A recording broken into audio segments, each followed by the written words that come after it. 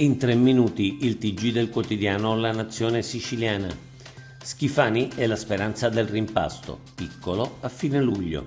Il presidente Schifani sembra convinto sull'opportunità di un rimpasto limitato entro luglio.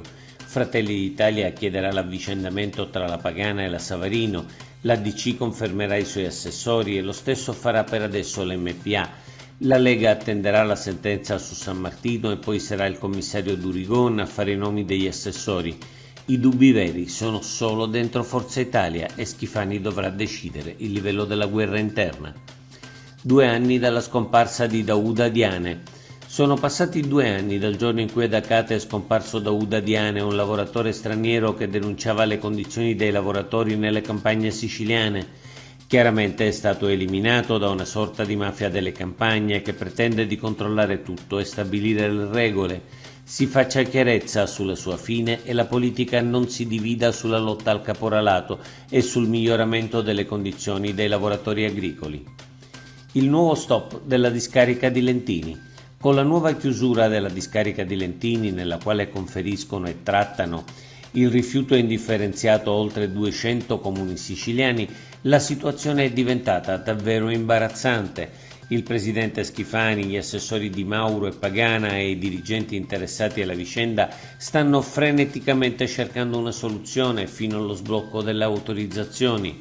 Resta però a tutti chiaro che la soluzione definitiva del problema non può che essere rappresentata dalla realizzazione dei 2 termovalorizzatori. A Sigonella, livello d'allarme Charlie. Da domenica tutte le basi americane in Europa hanno alzato il livello d'allerta a Charlie, secondo solo a quello Delta. Lo stesso è quindi avvenuto nella base militare di Sigonella, secondo la stampa americana, cioè dovuto a preoccupazioni per un attentato terroristico. Google anche in lingua siciliana. Il siciliano è entrato tra le lingue utilizzate da Google Translate. Sarà quindi possibile tradurre testi italiani in siciliano e viceversa. Per realizzare questo obiettivo Google si è avvalso dell'apporto dell'intelligenza artificiale, ma anche del supporto di un gruppo di giovani linguisti siciliani.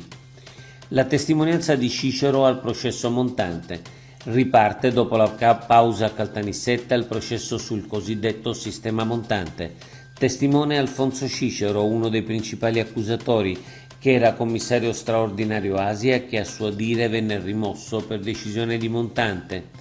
Cicero ha descritto quel periodo e il ruolo di Montante e dei suoi sodali nell'elezione e nei primi anni di presidenza di Crocetta. Incendi in Sicilia. Nella giornata di ieri si sono verificati in Sicilia ben 17 incendi che hanno impegnato i vigili del fuoco, la protezione civile e i forestali. Gli incendi hanno coinvolto tutte le province siciliane ad eccezione della sola provincia di Siracusa. Oggi è tutto. Per l'informazione del quotidiano La Nazione Siciliana, il nostro sito www.lanazionesiciliana.eu.